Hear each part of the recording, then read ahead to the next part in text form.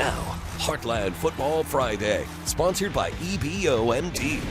Hi again, everyone, and welcome to our first district playoff edition of Heartland Football Friday. I'm Todd Richards, and a bunch of seasons on the line tonight. Teams must win to keep playing football. We start off in Class 5 at Cape Central, where the Tigers move their game up with Melville from 7 p.m. to 5 p.m. in an effort to beat the rain. Let's head out to the jungle and the captain's meeting, and then a guy in the back by the name of Zaire Thomas for Cape waiting for the handoff. He is some kind of football player. Very few players make so many different moves on the field. I can't keep up with all of them. He's one of them.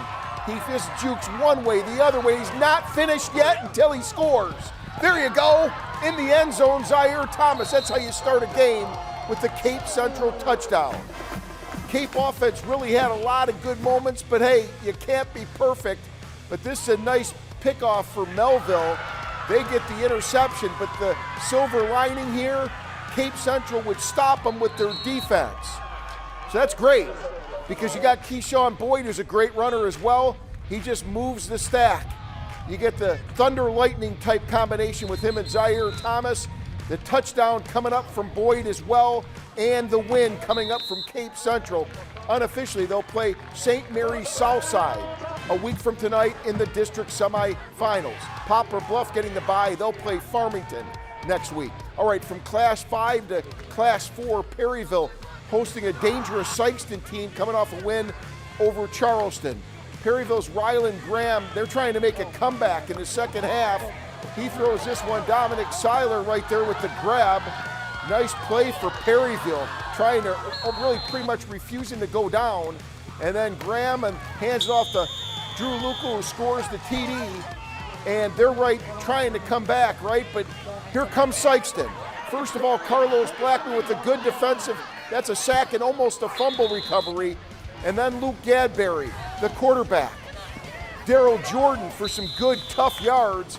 And it is a win for Sykeston. They've gotten hot at the right time, 2 in a row after not winning all season, 36-14. They will play Festus, I believe, in the district semifinals. All right, now time to head to Class 2 for our Heartland Football Friday game of the night. The Kelly Hawks visiting the Caruthersville Tigers. Jess Todd joins us live with the recap. Jess? Well, Todd, Kelly dealing with some injuries coming in, but they've been road warriors all season, 3-1. Caruthersville undefeated at home. It was a clash of titans on paper, and here's how it went. The game of the night, sponsored by Missouri Men's Health. Class 2 District 1 quarterfinals, battle of 6-3 squads. Caruthersville hosting Kelly. We got to start, though, with the Tigers chain gang. Shout out to Steven Rogers, Frankie Williams, Mike Buttram, and Darnell Snoop Rogers. Been helping out Caruthersville for over 30 years and makes it easy to cheer when the Tigers have Sammy Bryant running wild over 70 yards to the house on the second play of the game, 6-0 Caruthersville. But here comes Kelly right back at him. Skylar Still to Ryder Kraus into the red zone, inside the 5, and Reese Eftink on the next play punches it in. Kelly takes the lead, 7-6. But deja vu from guess who? Bryant again. Another touchdown from over 60 yards out. 12-7, Tigers back on top, and the Bryant train rolling along the tracks. His third touchdown of the game, make it 20-7, Tigers on top. But Kelly's defense picking up some steam. Hunter Carlisle and Ethan Graham combining for a stop on 4th down to get the turnover. But Caruthersville's Abion Motton circus grab for a highlight on defense for the Tigers, and it was Sammy Bryant's night. 350 yards, 6 touchdowns, leading Caruthersville to the win. He tried to be humble after, but the crowd just wouldn't let him. I just play football, man.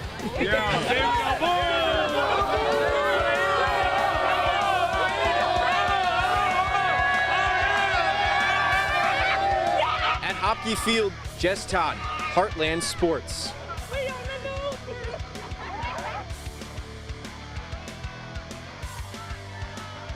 Caruthersville, but afterwards we did hear from head coach Dom Guglielmo that Jermonte Alexander, standout receiver and defensive back for the Tigers, may be out next week. He got hurt in the first play of the game, got pulled for precautionary measures, but we're going to have to keep an eye on him heading into the clash with top-seeded Valley Catholic next week, Todd.